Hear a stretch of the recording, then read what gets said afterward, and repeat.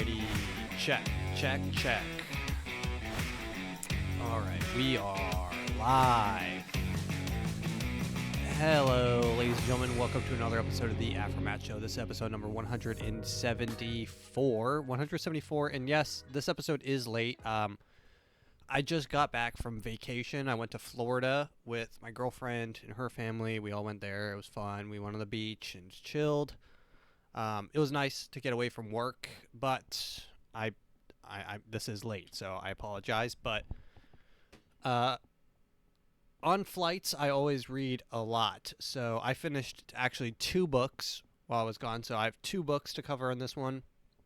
The first one, we'll start with the first one that I read.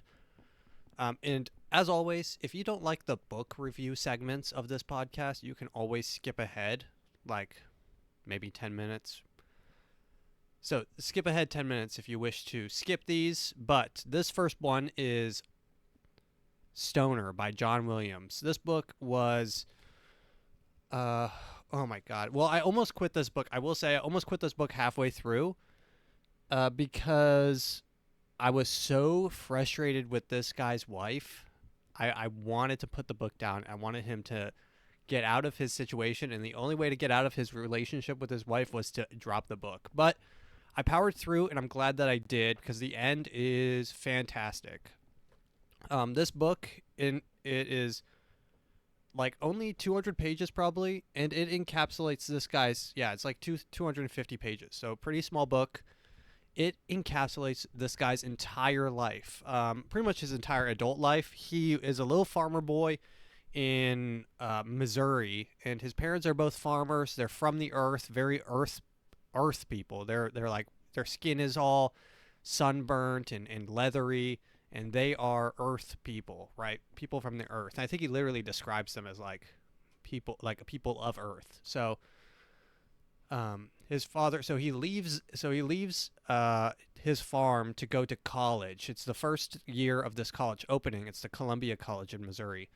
He is going there to study agriculture to help his dad on the farm, but while he's there, he falls in love with literature.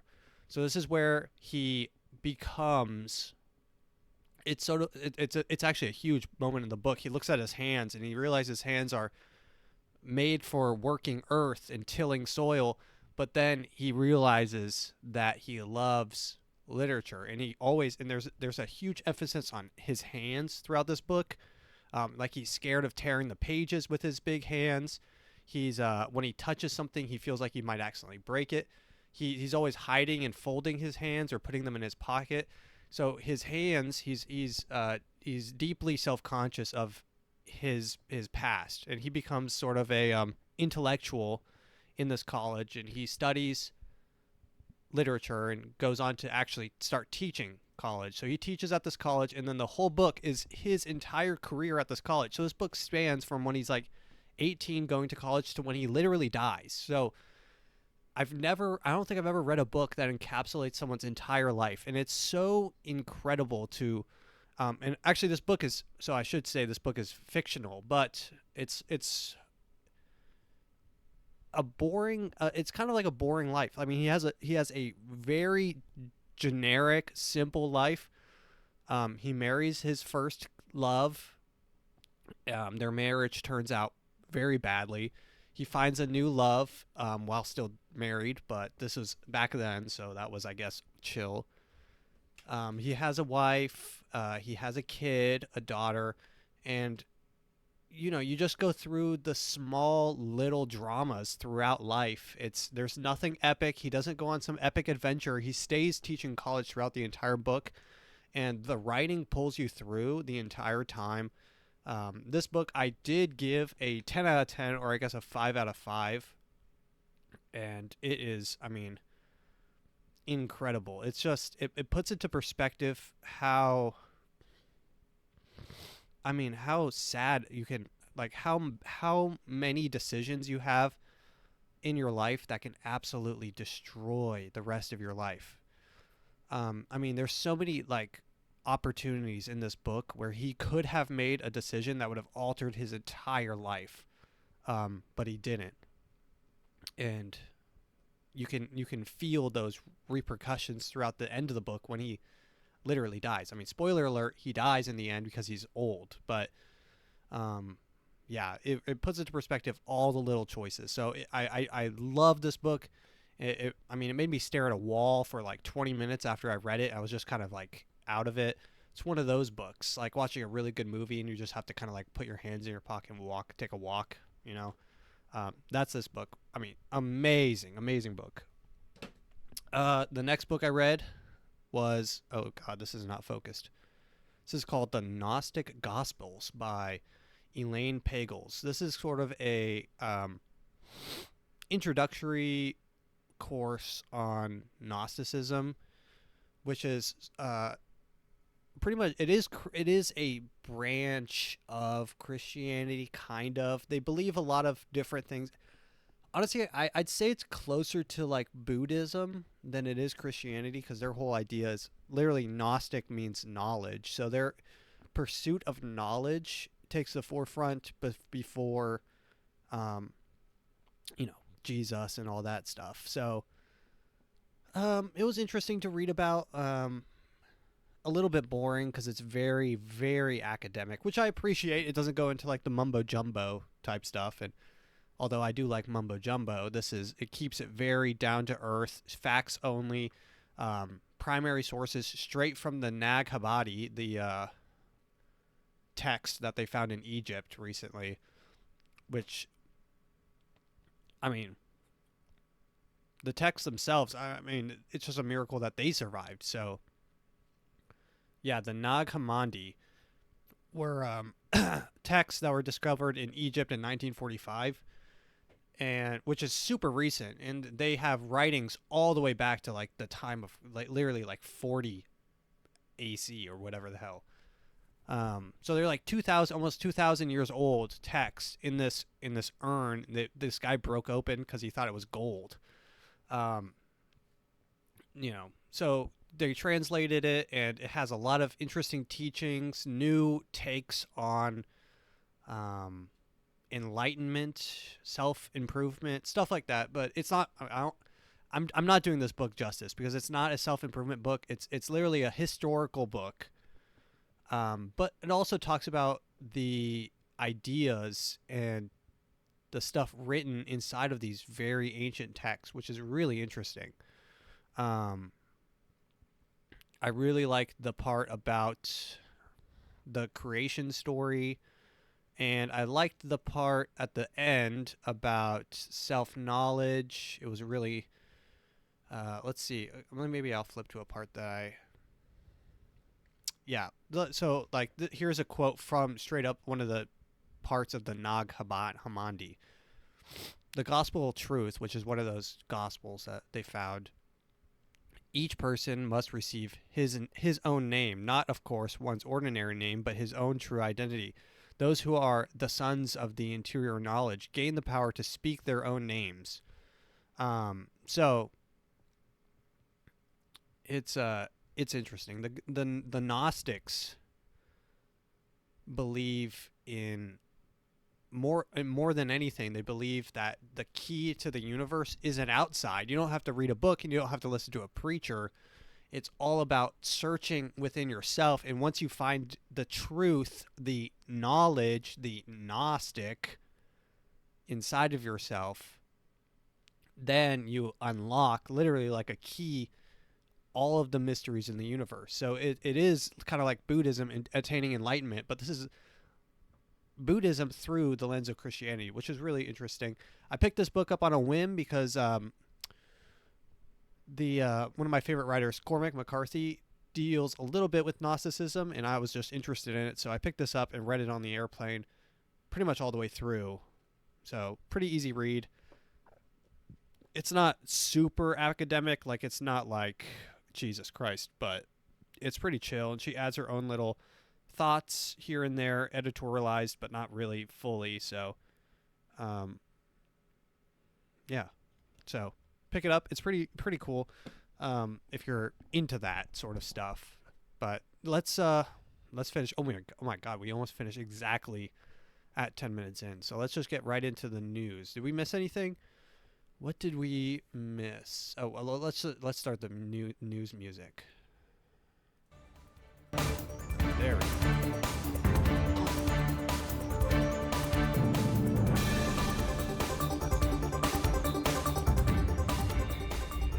All right. The news. Okay, so the Olympics happened, I guess started while I was away. I don't even really care about the Olympics. I do know that there was a weird opening ceremony, which I'm not even going to get into. There was a naked blue man dancing. Trans people did the Last Supper. I don't know what's going on, guys. It's Paris. Those people are kind of freaks anyway. So, I mean, how does trans singers not necessarily trans, but I think they were like drag queens or something. How do drag queens relate to the Olympics? I'm left racking my brain for that one, but I mean, I'm not French. Maybe that's common. I don't know. I really don't know, and I don't really even honestly care. It's French people being French, which is just they're freaks. So, in the most endearing way, like it's their je ne sais quoi. We're just a special. You know, they're very special in whatever they do. So, and honestly, they're kind of assholes. So, I really don't. I don't care. I remember one time I did go to Paris one time, and guys, I'm not rich, so let's tone down on that. But I have been to Paris one time, and when I was there, I went and I learned how to say, "Can I use the restroom?" It's like, "Uno la toilette" or something like that, or yeah, I don't know. I don't know it anymore, but I think I was just saying "la toilette," "la toilette." Like just asking where's the toilet. That's the toilet question mark. The toilet question mark. I figured they would probably know what I was saying. So I went up to this lady who was working in like a supermarket type place, and I said la toilette, and she looked at me with disgust, and she said, "The bathroom's over there." I'm like, great, awesome. And like I think French people really do hate foreigners, so maybe that's why they did the whole thing to make sure people don't come there. So, let's see what else is going on in the Olympics. There was that guy the badass Turkish shooter, who became an overnight sensation by shooting.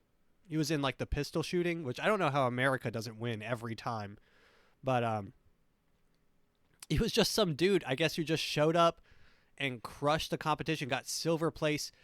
Everyone else has like these eye patches and these like magnifying lens on their eye, and they've got like a crypto lens or whatever they have. They're all kitted out, and this guy just shows up, holds his gun, both eyes open, and just boom, boom, boom, just bullseyes every time. The dude was an instant badass the second I saw him, just standing there, hand in pocket, casual as hell, just plugging away at the center of the target. So the guy, I think he won second, but he did win first because he's probably the most famous person to come out of the entire Olympics so far. Yeah, just a complete badass. Okay, so the Olympics are over. Well, I mean, our Olympic segment is over. Let's get into the news. So, oh my god, I have a ton of news. I really don't even want to cover it all. Yeah, because I missed like a week and a half of all this shit. Let's start backwards. So most recently, as of literally Friday, and this is kind of scary, guys. This is a little bit scary, but $2.9 trillion dollars. So normally I say billion to emphasize the B. This is trillion. $2.9 trillion wiped out from stocks overnight on Friday. This is the worst crash in the market since COVID-19, which should put into perspective how bad things are. So the market is The stock market is bearing the brunt of recessionary concerns in the United States, with most equities registering significant sell-offs. So recently, Jared Powell, the guy who does the Treasury, I really don't know what he does. He goes up and talks. And he talks about the economy and what's going on and all that shit. So he went up there and he's like, hey guys, we're seeing a lot more layoffs than we were expecting, which is good news because when layoffs happen, they cut rates, which is, I mean, they're trying to stimulate the economy. So a lot of people got laid off and they weren't expecting it. So now they are saying that we are going straight into a recession. So a lot of people have been saying that we've been in a recession for like 2 years already. I don't know how we haven't been in a recession for longer, actually, than 2 years, because, and I've read this before, this headline before on this podcast, but there was more money printed during 2020 and 21 than all the years, like for the last 20 years combined or something. Like, there was so much free money made. I don't know how something bad can't happen from that. From the stimulus checks to the PPP loans to literally everything. I mean, I don't even know where they're getting half of this money. But so a lot of money came into circulation. I think it was something like 20% of all money came from 2019. And I mean, good luck asking me what that even means, because I don't even know what really money is. Kind of just nebulous and fake. Let's see, 20% of all money. COVID. Let's see if anything pops up. I don't know. Okay, whatever. I think maybe it was 40%. Literally like a huge number. Okay. Well, nothing's going to pop up, so fuck me. Okay. Anyways, among the highest losers, Microsoft, Nvidia. Who cares? What is this? Guys, what am I talking about here? Stocks? We talk about stocks? All I'm saying, the only reason I bring that up is because things are going to get bad. Things aren't even bad yet. That's kind of like a scary thing to even think about. Things aren't even bad yet when gas is like $3 to $5 everywhere you go, and a gallon of milk is like honestly, guys, I'm doing well. I don't know how much a gallon of milk is. And that's sort of the metric for how good you're doing, is if you don't have to worry about that. First off, I don't drink milk, so there's that.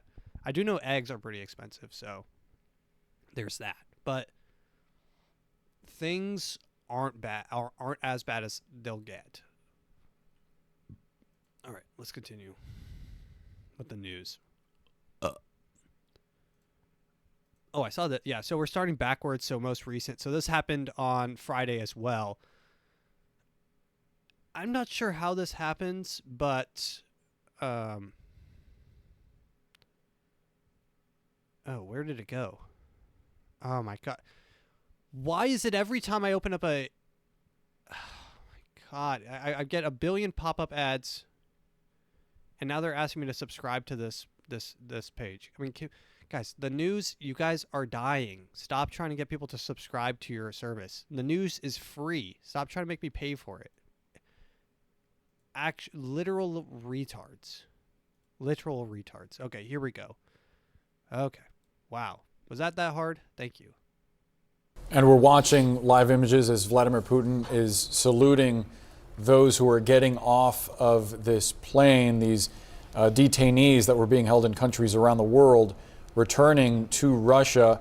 Alex, I want to go back to you because Jake Sullivan, the National Security Advisor, had to answer questions about criticism over this. Yeah, I mean, so this is crazy. Children of undercover Russian spy couple only learn of their nationality on flight to Moscow. So apparently, like, Russia has all these sleeper agents out there in all these different countries, and I guess he just called them back and they activated and just came home after living lives, double lives throughout. Like, imagine if you see this guy right behind her, this guy's wife, this guy's husband, and you're like, oh shit, that's fucking John. That's John from work. John from work is a Russian asset. Like, imagine how trippy that is. There's a guy that comes later out of the plane. Yeah, this guy. This guy literally looks like he's wearing a Star Wars t-shirt. Says the Empire needs you. There are, in addition, 2 children. And he's just a bald guy with a goatee, a couple tattoos. This guy looks like a hiker. He looks like he's just a normal dude. And apparently he's a Russian asset who's been called back to his country. I guess they were prisoners. I don't know how that works. Let's read a little bit. The pair has been posing as an Argentine couple in Slovenia, where they are convicted of spying. Oh, well. So I guess they were spies. Found out they were Russian only when the plane took off. Russian President Vladimir Putin greeted them on the tarmac in Spanish, as they don't speak Russian. They don't even know who Putin was. Dude, the kids are like... Honestly, they should have left the kids in Argentina. When the kids came down that they didn't speak Russian and Putin greeted them in Spanish, said, Buenos noches. They asked their parents who it was that they were meeting, and they didn't know who Putin was.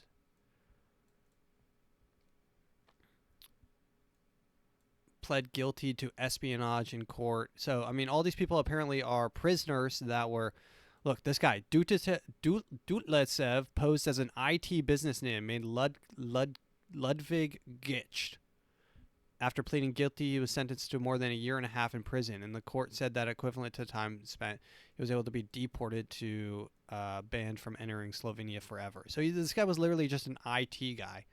Like, imagine calling for help on your computer at work, and a literal Russian agent shows up. It makes me wonder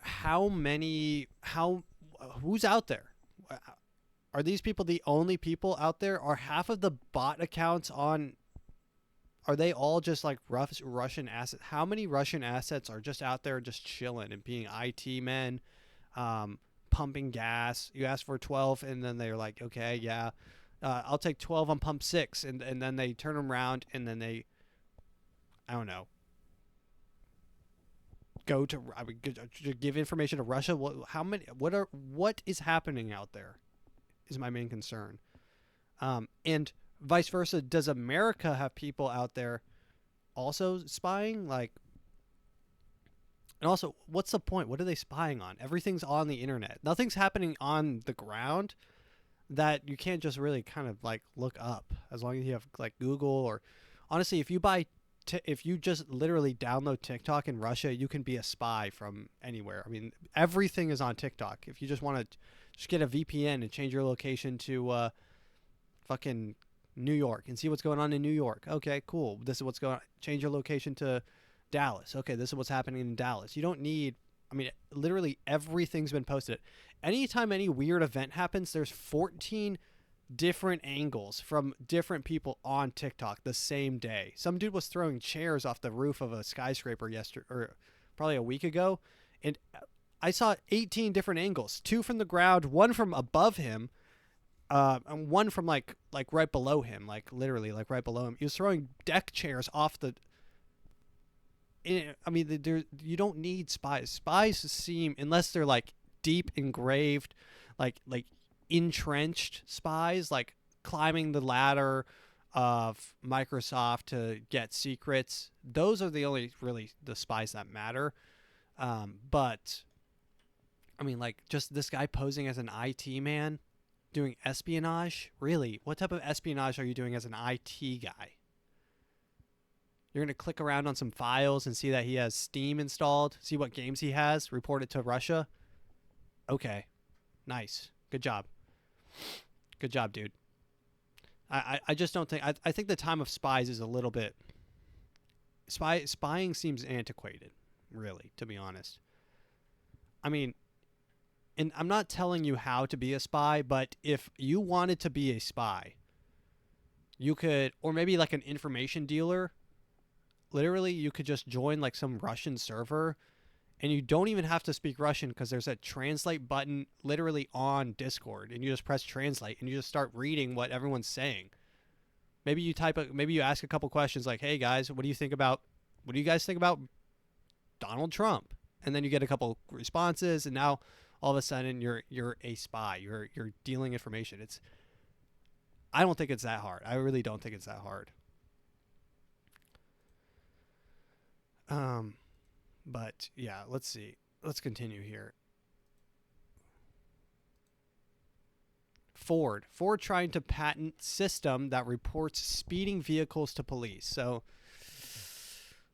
Ford is doing way too much. Actually, this reminds me of recently. I think it was Volkswagen was reporting people's driving habits without their consent to insurance people to pad their, literally just using free information. It's only on the newer models because those track that type of stuff. But they were literally just selling that information without consent from the user, because it's free money. Information is money, and it's just free money floating around that they can just take and sell. So they were tracking Volkswagen, or maybe it was, I think it was Volkswagen drivers, all their driving information to selling it to insurance people to realize how bad First off, if you drive a Volkswagen, you are a bad driver. I don't know how many those people I've seen driving in just the most retarded way. I literally saw one the other day driving from work. He put his right turn signal on and merged left. And then when he wanted to go back right, he put his left turn signal on, and he was completely dyslexic. Completely. I have never seen something that bad actually in my life. He the complete wrong turn signal both times. Like, you might learn on the first one might be an accident, but the second one you're just dumb because you've seen it on the first one. And that's almost worse than just doing no turn signal, is doing the wrong one twice, because it shows that you're probably mentally challenged and should not be behind the wheel. Let's see. Ford Motor Company is attempting to patent a camera system that reports speeding vehicles to authorities. This is awesome. This is really awesome. Great. So what is this? Like, always being detected? It's like you drive by one of these Fords going, God forbid, 10 miles per hour over the speed limit, and all of a sudden it pings your car, and then you get bonus points while catching these people. That's the worst thing. The worst thing for a society, and this is from 1984 when I read that book a long time ago. Sorry, I think I got COVID while in Florida for some reason. I think I did, but I don't know. But the worst thing for a society is for them to become a tattletale society where people become so secluded from each other. There's no sense of community. People are glad, actually, will go out of their way to tattletale on their neighbors and people that they know, their own family members. Sometimes even without having any reward for tattletaling. They'll just do it out of the goodness of their hearts and their love for their the authority. But a lot of times they'll probably have to give some sort of bonus points, like maybe Ford will do this. Maybe Ford will do this. They'll say, for every 5 people that you catch speeding, you'll get $10 off your insurance payment for the month.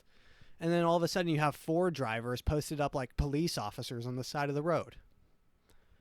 Potentially something that could happen.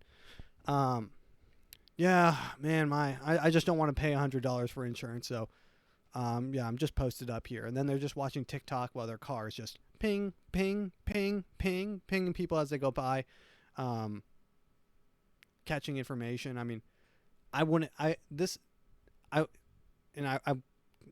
is kind of sad to say, but I wouldn't put it past anyone. I wouldn't put it past Ford, and I wouldn't put it past like some of the people out there, because people are deeply selfish, deeply selfish, and selfishness is one of the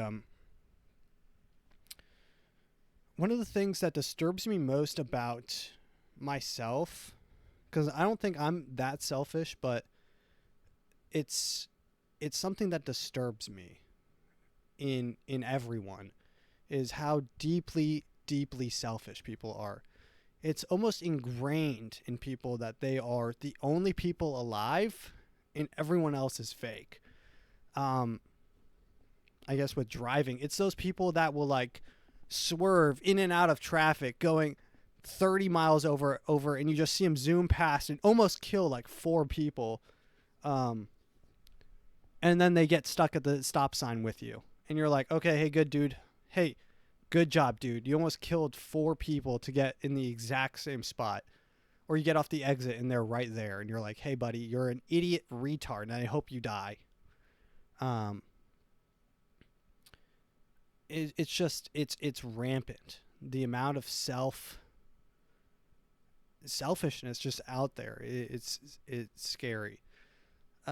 People don't do enough. And I think that a lot of it comes from maybe like hopelessness, because people don't, because I feel like selfishness comes from a place of fear. So these people are scared that their lives will be meaningless. I remember one time, I think, I don't know who it was. Someone in we were doing something in my office, and it was like a meeting or like some sort of like goal setting situation. And we went around the whole office saying what we wanted out of life, not even just our goals, but what we wanted out of life. And then I think we pivoted into how we can work harder to get that, pretty much. But it was just the saddest moment when I realized that my boss said that the one thing that he wanted in life was to be remembered. And I'm like, man, it's the human need for immortality. Like, people are so scared of dying. And I'm going to say people, but I'm scared of dying too. It's just like no one wants to. The world, maybe the internet is the problem, because it opened up everyone to realize how many people are out there doing things every day, and how little you mean. It literally squashed everyone into such a flat existence. Like, you're meaningless. All these people are so. You are a single person among billions, and the internet maybe put that into perspective for a lot of people. So the search for immortality, whether that be fame or fortune or doing something, attempting to shoot the president, perhaps, it's like coping with that sense of dread and flatness. That's just me. That's me. Just me working through it. But I don't know what it is, but it's bad out there. But yeah, Ford titled The Systems and Methods for Detecting Speeding Violations. The application was published the United States Patent and Trademark Office on July 18th. So when an equipped automobile detects a nearby vehicle is traveling over the speed limit, it will use an onboard camera to capture the image of the speeder. This is literally what I'm talking about. That's crazy. That is a crazy thing to want to patent. The equipped vehicle will then be able to send a report containing both speed data and pictures of the speeding vehicle directly to law enforcement. Car Scoops reported the authorities will receive a GPS location with data.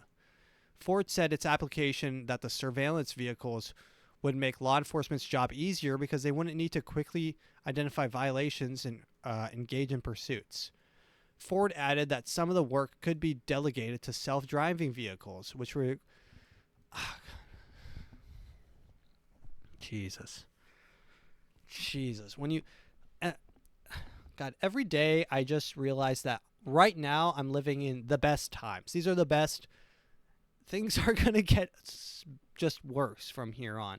So you have to, and it's kind of nice knowing that, because you realize like now's the best time. So you just live it up, Speed now. Go down the highway. And I know I just called the guy an idiot retard for speeding down the highway and weaving. I'm saying if it's an empty street, the fast lane, if the fast lane is empty, go 10 over, guys. While you can. Enjoy life while you can. And I know now I am advocating for people to break the law, but guys, life is about having a little bit of fun. There's nothing better than cruising on a 75-mile-an-hour highway at 85. I mean, I'm not going to lie. I've never done it, but I wouldn't know that that's one of the best joys. But it doesn't, I don't know how to say this without getting maybe my YouTube. Guys, just enjoy life, because it doesn't get much better than this. God, the first time I read a headline, someone was stopped in traffic because he drove by someone whose car took a picture of him. Great. Now we're tattling on each other unconscious. Like, the guy in the Ford might not even know that he was driving next to. God forbid, what if the Ford is the one driving? Your own car tattles on you? Imagine driving a car where your own car will tell the authorities on you. Yeah. No bueno. I will not be engaging in Ford with these new patents. God, this is horrific. Honestly, horrific. And a little hint at the world we have to look forward to. But Ford is doing entirely too much. It's doing way too much. Let's see, chemicals. Every now and then there's a new article about chemicals and the harm of chemicals, and chemicals have become such a huge part of our lives that not only do we use chemicals in everything from fashion to plates and plastics and stuff.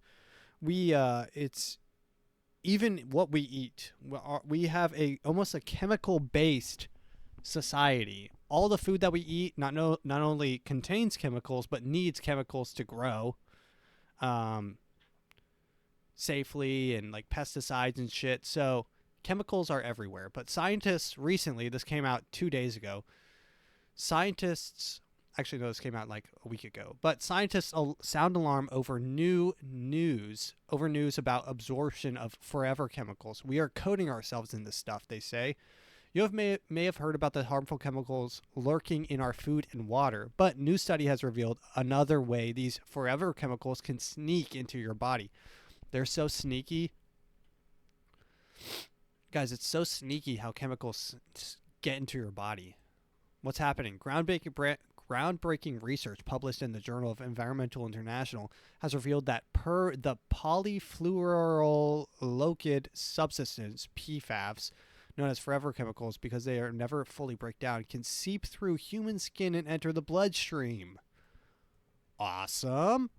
The human-made compounds used in countless consumer products such as cosmetics, water-repellent clothing, and even hand sanitizers due to their ability to repel grease, water, oil, and heat. PFAS have been linked to several kinds of cancers, infertility, high cholesterol, low birth weights, negative effects on the liver, thyroid, and immune system until now. So literally everything that's killing people now is chemical-based, pretty much. And there's nothing. Also, what is this ad? What is this ad I'm seeing? This is an old man with a beard doing crunches. What are these ads? Infertility, high cholesterol, low birth weights. The thing that concerns me about chemicals is these chemicals have to be affecting. It's almost unavoidable that these chemicals are not affecting the elite. Like, you're killing yourself with these chemicals. There's no way that they can protect themselves from their own. Like, is it their own greed that they just don't even care? They just care about money, money, money? and they realize that they're going to just die from the chemicals that they're putting. I don't know. Until now, it's only thought that these toxic chemicals primarily entered the food through contaminated food, water, and air. This discovery raises additional concerns about routine exposures to PFAS through products that come into contact with the skin. We are coating ourselves in this stuff every day, so that the long-term prognosis is that a lot of this stuff can go through the skin at surprising rates. Many brands now offer PFAS-free alternatives in items including cosmetics, sunscreens, and even clothings. Remember, each conscious choice you make as a consumer sends a signal to the companies. Yeah, guys, remember that. Remember that, guys. You not buying one bottle of water sends a clear message to the company. No, guys. One water bottle will not send a message.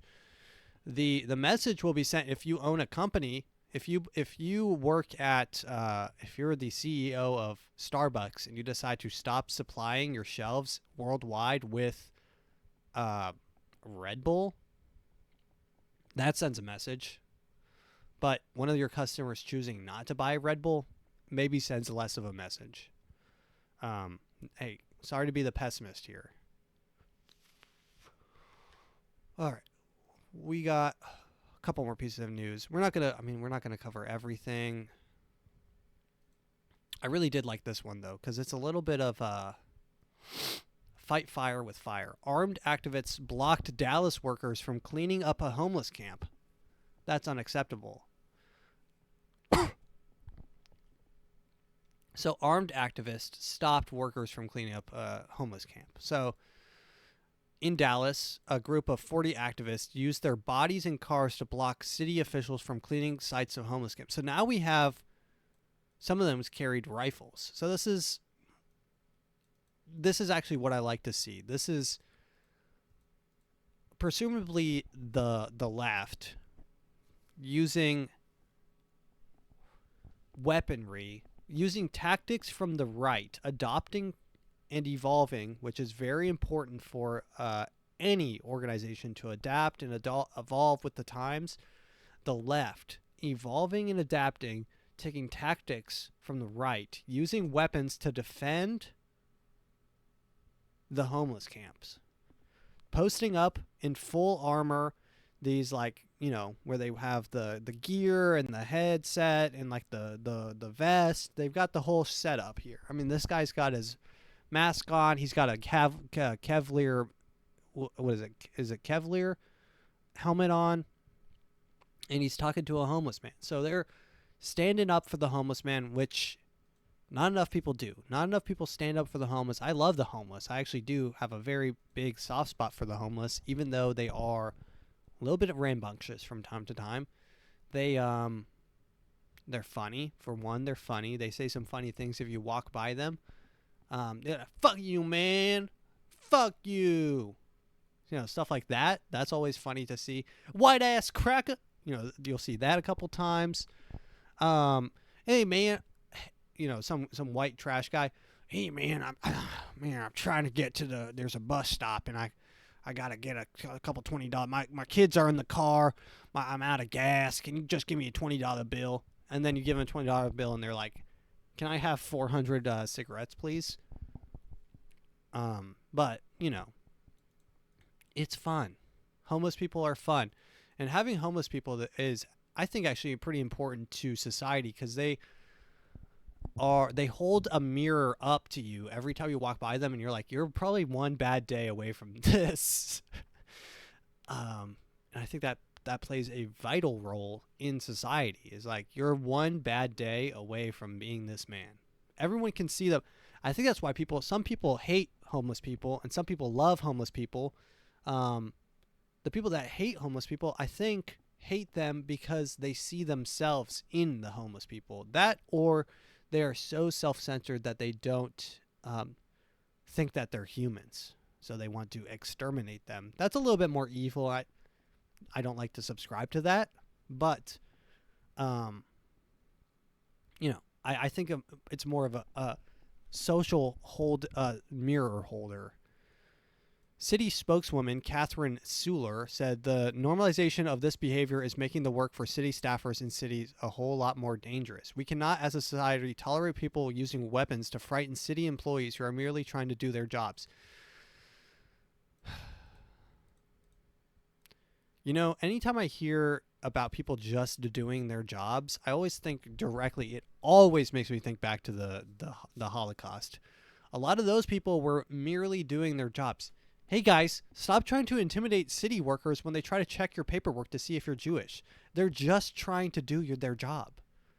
You guys gotta stop. We can't be bearing arms against people that are just doing their jobs. They're just trying to make a living, just like you and just like me.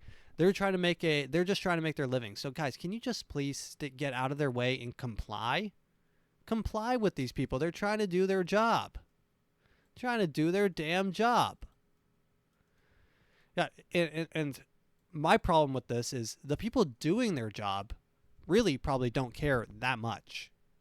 Like if you were to ask them if they were at all upset by not having to clean up homeless people, they would probably say they're like, yeah, no, I'm honestly, between me and you, this is what they would say. They'd get up close to me and I'd be like, yo man, so what's with all you see these people like defending the homeless people with guns? What are you guys going to do about that? And you're like, honestly, I get paid by the hour, so I'm just chilling here.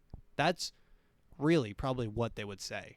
They're like, man, I've just been watching TikTok for the last hour. I don't know. Someone else is probably going to deal with it. That's the reality of the situation, is no one really cares as much as this person. Catherine Suler, a city spokeswoman, she cares more than any of the people just trying to do their jobs. Of course, there are a few people that want to probably try to do a really good job and kiss ass and want to be the best person at kicking out homeless people out of an area. They want that title. They really do want that title. There are some people that would love to be able to say that. But the majority, I imagine, are just there to collect a paycheck and leave and go home and play video games, play Elden Ring and Fortnite, whatever. You know, those are the more likely that's who's there. More importantly, the cleanups are part of a border outreach program by the city, nonprofits, and other partners to lift up those struck with persistent poverty. Since September, 970 people have been placed in homes through Dallas Real-Time Rapid Rehousing Initiative. Rapid rehousing sounds kind of scary. Like they come in the middle of the night and they put a bag over a homeless man's head. They throw him in a trunk and he wakes up in like a bed and he's like, is this my house now? Do I own this? He wakes up in the middle of, rapid rehousing sounds a little bit scary. Good job, but sounds a little bit suspicious. Why is it so fast? First off, the question is, why are you trying to rehouse them so fast? Why is it rapid? Can't it just be the rehousing program? Why has it got to be so quick? Why are you trying to do it so fast? Why is rapid part of the entire title of your company? According to city officials, overarching strategy involves proactively helping the people in the encampments with housing and resources to eventually remove the camps. Okay, so this is turning a little bit more positive, I guess. The most vulnerable in our city deserve more than a patch of dirt under a bridge. It's inhumane to allow the encampments to continue indefinitely, and we are glad that our city wants to address this problem in a proactive way. You know, and guys, I do hate to be this guy, but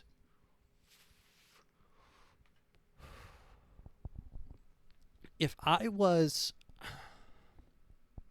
my main goal in life was to become filthy rich and exploit anything and anyone in my way to become rich, my idea would be a contracting company that helps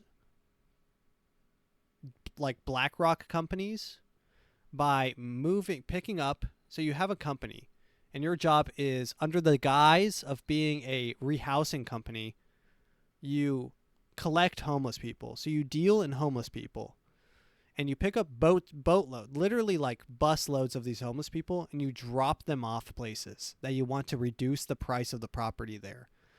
So say you want to buy property on good old Main Street. You know what?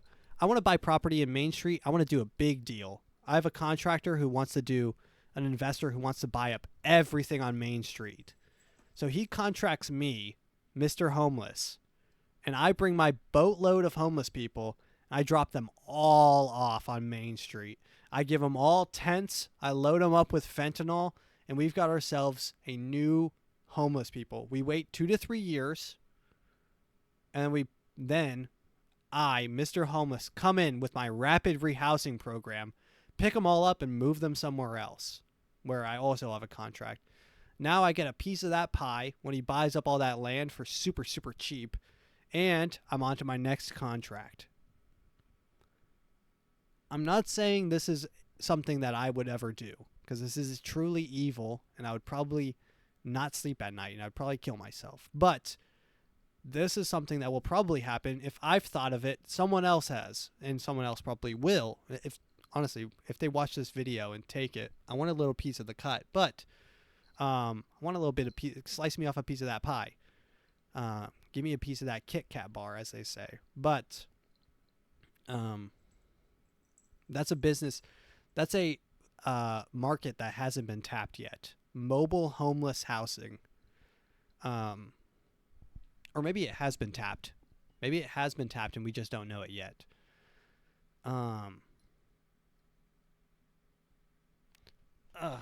Let's see.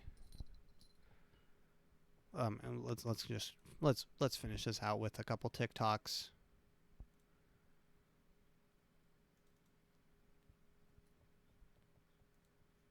Did the teacher give you any stickers, any patches?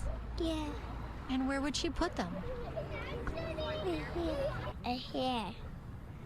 Inside? Yes. Show me where the teacher put the sticker on you. Why my salt?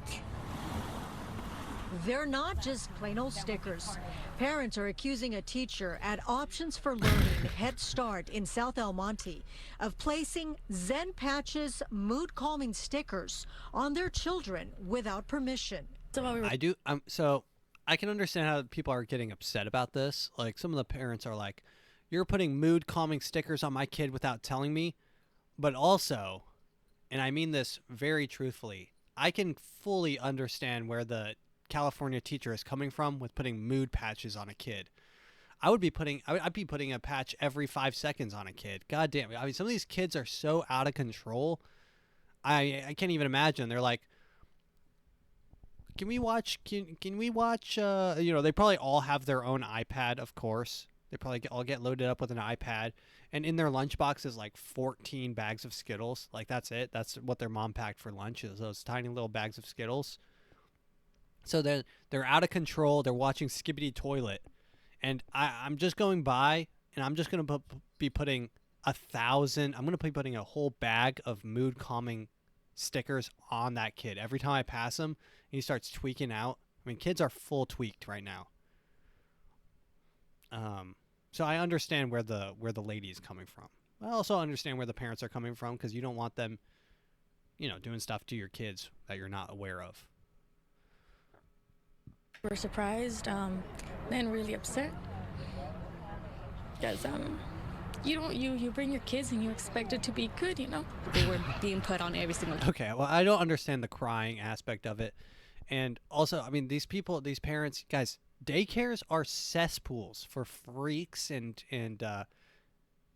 you realize that the person who's getting paid to run the daycare knows that every person that has a kid there is paying like $2,000 a month, and they're getting paid probably $1,000 a month. They realize how badly they're getting screwed. They see the numbers. People at work see the numbers, especially at these local places.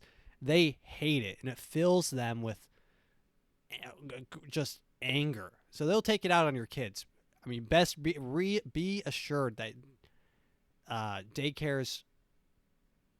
I've seen stories. I think I actually covered one story when a couple was having a fight club, set up a toddler fight club inside of a daycare. So, I mean, these people really are disturbed. a lot of times. Child on this classroom. The teacher would take the patches off the students right before they would go home, but got caught by this parent who showed up unannounced. We came early for my little one and we caught it. She says her little boy had a mood calming sticker on his back. I might honestly get a couple mood calming stickers for myself. When she started asking questions, she discovered other students were also given similar patches. Imagine you start putting nicotine patches on the kids, start getting them wild up.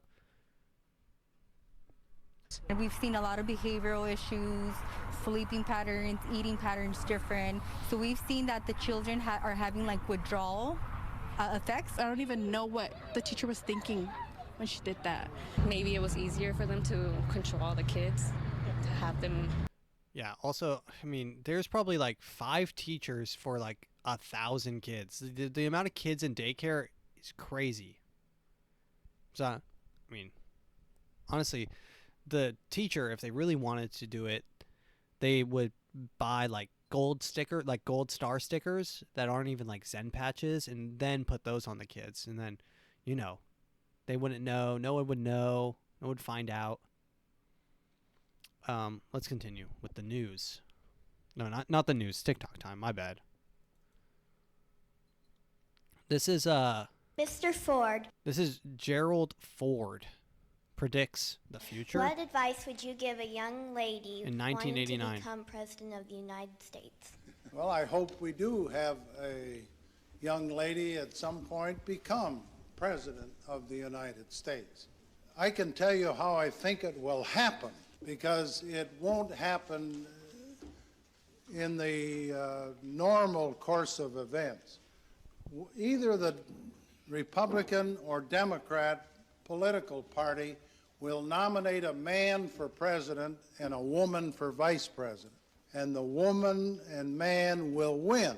So you'll end up with a president, a male, and a vice president, a female. And in that term of office of the president will die. And First off, this is kind of a crazy response to a kid asking. If a little girl asks, when do you think a girl would be president? Well, the only chance that ever happens is if the man dies. woman will become president under the law or Constitution. And once that barrier is broken, from then on, men better be careful. Because they'll have a hard time ever even getting a nomination in the future. But that's the way it's going to happen, and I think it'll probably come sometime in the next 4 or 8 years. Yeah, so I mean, his time was a little bit off. It was like 40 years before, but still, pretty interesting. Pretty interesting. We'll play one more TikTok. This one's a cute little. This is life. Cute little parody of kind of this guy's vision of the future. Also, this guy's in front of a homeless camp, which looks like it's in L.A., which is a picturesque place to be homeless. Granted, it is a nice In late-stage capitalism, I wake up at 8 a.m. and immediately get hit with my morning thought-vertisement. Drink Shaboy. Thought-vertisement. So, like, he has Neuralink, and it's playing an advertisement when he wakes up. Very good. Juice. Half the calories, twice the shaboink. I then fight my 8 roommates for space. Since Zillow now owns 100% of homes, this is our only option for living. For breakfast, my duplicate brings me my morning ration of trough slop, 100% processed. Then I go to my job as a full-time plasma donor. Plasma will be the only thing, the only job people will have is plasma donors and delivering items on DoorDash. Probably. Past the time, I watch my favorite 24/7 life. Although I was thinking about this. A new job could be to be an advertisement.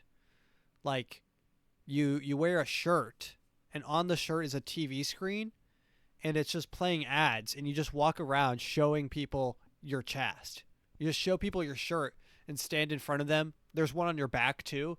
Anywhere you go, you just start showing people. You try to get as many people. You're like, hey, everyone, look at me. And it scans how many people are looking at you, and you get paid. You're like getting dinged, and your account's going up. And you're like, hey, guys, look at me. And you start doing crazy stuff. People will be on the edge of bridges, like going to kill themselves. It'll just be an attempt to get ads, like their ad out. I don't know. A DoorDash for advertisements? I do remember, I think there was something that someone said, I think it was one of my girlfriend's uncles or something, told me, he's like, I think he was door dashing. He's in a bad spot. But he was door dashing. He's like, man, there's something someone said to me, and he told me that you can sign up for this app, and they'll send you bumper stickers to put on the back of your car, and as you're door dashing, you'll get bonuses for however many miles you drive or whatever because of the advertisements on the back of your car. So there you put like a Skittles sticker, you put like a local advertisement for a real estate company. You just put all these things on the back of your car, and you're a walking billboard. Because you're door dashing anyways, you're driving around, you might as well get paid a little extra. But that might, honestly, that's probably a little bit more real because you'll be driving all the time instead of walking. The walking advertisement might be more for, New York and something where you're walking around and passing a lot of people. Yo, it's Dystopian, and today we're going to be siphoning memory from a duplicate. Hopefully there's something good. Siphoning memory. Childhood trauma. That's whack. Just then, world-famous Lonely Hand model Mimi Moneybags walks in. Looks like she's doing a Make-A-Wish for a 36-year-old man dying of diabetes. I can't believe I'm meeting you IRL. Can I use my last memory unit on you? How pathetic. She makes 15,000 gallons a year. That's a lot of water. Figuratively selling your body makes so much more than literally selling it. Then my girlfriend leaves me because I couldn't make my monthly girlfriend subscription payment. You need to start donating more plasma. I'm already donating the legal limit. Well, why don't you just siphon some from your duplicate? Maybe I should become a live streamer and move into Zillowville. Then I could probably afford a premium girlfriend and only need 3 roommates. Then I download Sleep Premium so I don't get hit with any dream advertisements. Sleep Premium is crazy. So I don't get hit with any dream advertisements. And that's my day. That's good. That's good. And I know that's kind of like a parody, but parodies often carry the most truth. One last thing. I saw this photo, and I don't know, guys, before I start broadcasting misinformation, I don't know if this is a real photo, but I wanted to save this to the end so my video does not get taken down. But this is a picture of what looks like Larry Fink, famous CEO and owner of BlackRock, with what looks like a very convincing double of the shooter, Thomas Matthew Crooks, on his left. And in between them is a rifle, which Larry Fink is holding. And the implications of this photo, first off, BlackRock, there is a 100% proven connection between Thomas Matthew Crooks and BlackRock, not necessarily Larry Fink, but BlackRock in general. This photo, if it's not doctored, goes to show that the connection might be a little bit deeper, and there may have been a very interesting connection indeed. But the main thing I have a question about is, why is Larry Fink handling this whole, psyop shooting, when I feel like he would have bigger things to handle than, handling the shooter himself? Like, he would have someone else do that. It's the only question I have about this, but it does look like Larry Fink. I mean, let me look up a picture of Larry Fink for you. Larry Fink. I mean, here's an image of, where's that picture? I mean, is that not just a striking resemblance? I think he's actually wearing the exact same tie in both photos. Granted, ties aren't... maybe this guy's a little bit more bald on the top of his head? Or maybe not. As I'm flipping through both of these photos, they do look to have the same build. Stocky, bald, no neck. They've got that turtle fat on their chin. And I mean, Thomas Matthew Crooks, I mean, this guy is strikingly autistic, and it's like almost hard to avoid how much this guy looks exactly like. So if this photo isn't doctored, I haven't seen any news about this photo, by the way. So there's nothing about it. I don't even remember where I found this. I think it was on Twitter or something, but I had to screenshot it to at least preserve it somewhere so that if I ever come across this, I could be like, oh, what was that photo again? And I'll have it. But yeah, I mean, it's just interesting. And I don't know where this photo was from. I don't know who found it. I don't know when it was taken, but I do know that it exists, and it doesn't look that doctored. It doesn't even look doctored at all. I won't even know how to figure out if it was doctored. I mean, it looks like a spitting image of both of those individuals, and the implications are scary. That being said, ladies and gentlemen, oh, my cat's go freaking out now.